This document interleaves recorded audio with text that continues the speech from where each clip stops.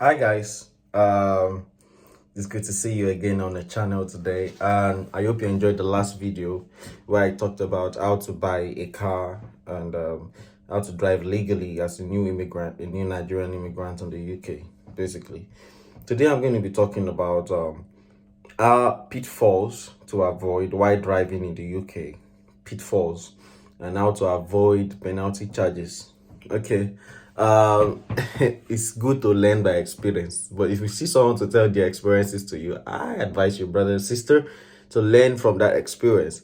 Man, I've paid a whooping sum of almost 450 to 500 pounds paying for penalty charges. Things you should look out for while driving as a new driver in the UK. Make sure you don't park anyhow. In the UK, you can't park anyhow. If you park anyhow, you have some traffic officers who are always their job is to give penalty charges. I saw a video on Instagram recently where a new Ferrari 2021 model was served a parking ticket because it was parked in the wrong place. Of course, people who are disabled have advantage while driving in the UK.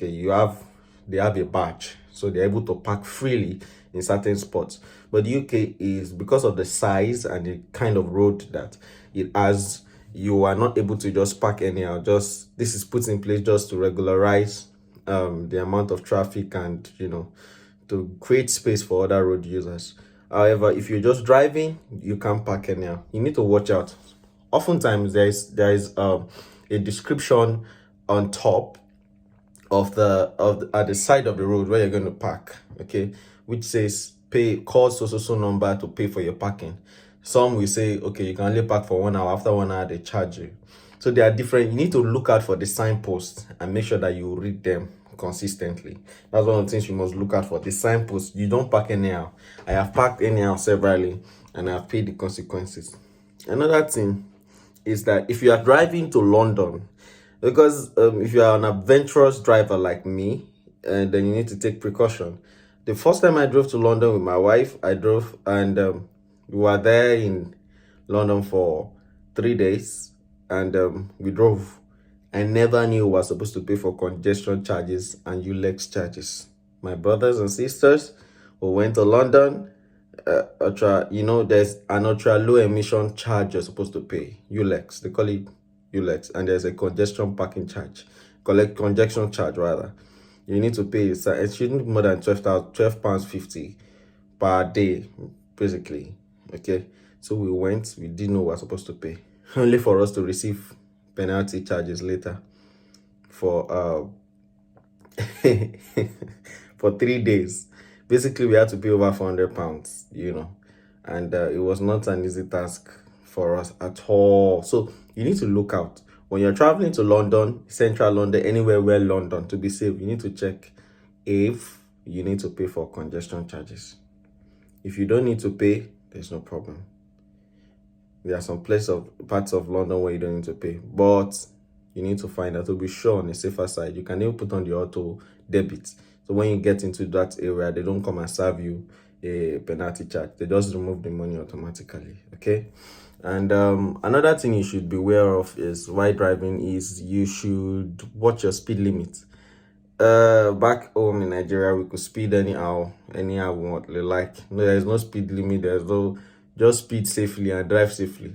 So we have, if you are trained in Nigeria to drive, you can't come and try it here because they can sentence you to prison for over driving. They can give you points on your license and take away your driving license for as long as 10 years. Okay, so you're driving. I think there was this day I was driving and the speed limit was 30 and I was driving at 34. I had no idea. It was my first time, only for me to receive penalty, a notice of intended prosecution from the Leicester Police Department. Prosecution, what did I do? Only for me to realize that. Then I explained to me that I paid at 34 instead of running at 30. So, and they gave me an option of paying a fine of £100 plus, or receive 3 points on your, on your license. License where I never get. Now, international license that they use. Even though you have an international license, there's a way they create a dummy license for you and put the 3 points on it, spending the time you create your normal license. Do you understand? So they gave me an option. As the first time, they decided to give me a class, an online class, which you pay for. So you have the option of taking an online class. So they won't give you the points on your license. That was the saving grace I had. But for you not to enter into that kind of, you can only do one course in 3 years. Once they catch you for overspeeding again, you are going to get your 3 points. And if you keep getting points on your license, if you get up to a certain amount of points, you won't be allowed to drive again. So what did I devise? There's a navigation detector, TomTom. They call it TomTom navigation detector. Once you put on this TomTom navigation detector, once you are speeding, once you get to particular territory where there is a secret camera, it begins to sound pam pam pam pam pam. As it begins to sound, you know the limit of what you should run and how you should not run in that territory. So that has been my saving grace. So another way to survive driving and survive penalty charges is to be aware of the speeding limits of certain areas.